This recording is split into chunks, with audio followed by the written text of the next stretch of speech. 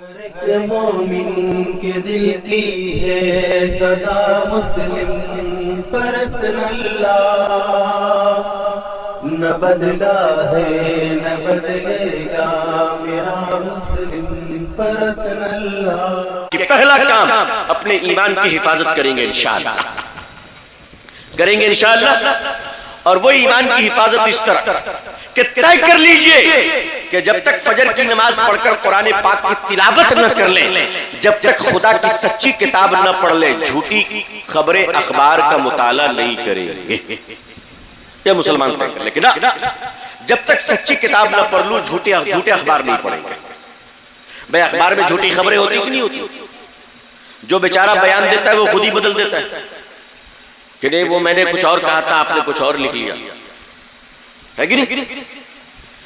آپ اپنے آپ کو پابند بنائیے۔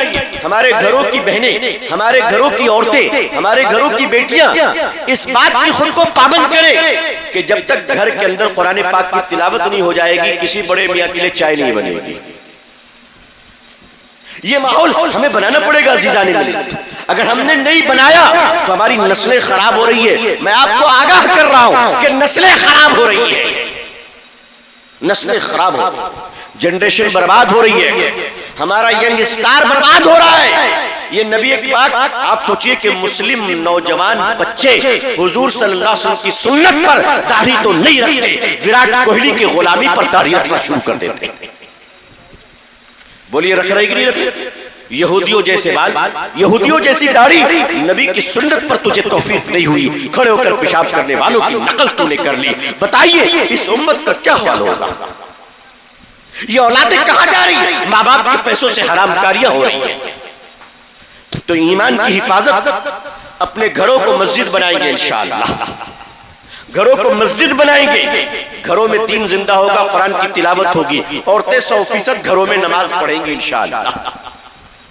پہلے انہی علاقوں میں تہجد کی پابندی ہوا کرتی تھی الحمدللہ، لیکن اب تہجد کی پابندی ہوتی نہ ہوتی ہو، سیریل کی پابندی ضرور ہوتی ہے کہ ہمارے گھروں میں قرآن پاک کی آواز آئے نہ آئے، سیریل کے صدقے سے ہنومان چالیسواں کی تلاوت روزانہ ہوا کرتی ہے، اور گایتری منتر کے پوتر جاپ سے مسلمانوں کی زندگیوں میں انقلاب آ رہا ہے۔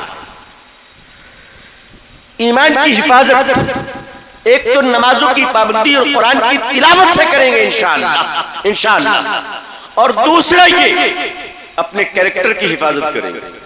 اپنا کیریکٹر صرف بد نظری کو نہیں کہتے، کیریکٹر اپنی زبان کی حفاظت، بزنس میں اپنی پرسنالٹی کو بنانا، اور زندگی کے ہر میدان میں اپنی زندگی کو بحیثیت مسلمان پیش کرنا، چھپانا نہیں کہ میں مسلمان نہیں، چھپاؤ ظاہر کرو میں مسلمان ہوں، الحمدللہ میں مسلمان ہوں۔ دوسرا یہ اپنے مال کی حفاظت کیجیے، مال کی حفاظت کیجیے۔ یاد رکھیے یہ مال اللہ کی نعمت ہے، آپ کی ملکیت نہیں ہے۔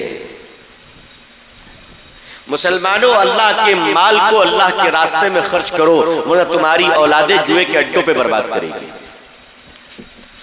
مسلمانوں اللہ کے دیے ہوئے مال کو اللہ کی رضا پر خرچ کرو، ورنہ تمہاری اولادیں اس مال کو تھیٹروں میں اڑائے گی۔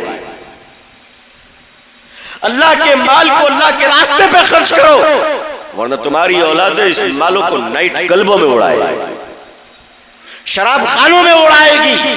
اس لیے مال کی حفاظت کیجئے، اور مال کی حفاظت، مسلمانوں کے تو ہاتھوں میں سوراخ ہو گیا ہے، مال آتا نہیں ہے کہ دکھاوے کے لیے بے قرار ہو جاتا ہے، مال آتا نہیں ہے کہ شو بازی کرنے کے لیے برباد ہو جاتا ہے۔ اچھا شو بازی بھی کیسا؟ میں اچھا مکان بناؤں، کس لیے؟ اس نیت سے نہیں کہ ہمارے بیوی بال بچے آرام سے رہیں، نیت یہ نہیں ہوتی ہے، نیت یہ ہوتی ہے میرا مکان محلے میں سب سے بڑا رہے، تاکہ کوئی گزرے تو کہے کہ فلانے کا مکان ہے۔ تمہاری نیت خراب ہے، اس مکان میں کبھی سکون سے نہیں رہ سکتے۔ بڑے مکان بنائیے اس نیت سے کہ ہمارے مہمان آئے تو ٹھہرنے میں تکلیف نہ ہو، یہ نیت، یہ دعا سکھائی گئی ہے حدیث پاک میں، اللہم وسع لنا فی دارنا وبارک لنا فی رزقنا، اے اللہ میں بڑا گھر عطا فرما، اور جب گھر بڑا ہوگا تو مہمان زیادہ آئیں گے تو ہماری روزی میں برکت عطا فرما۔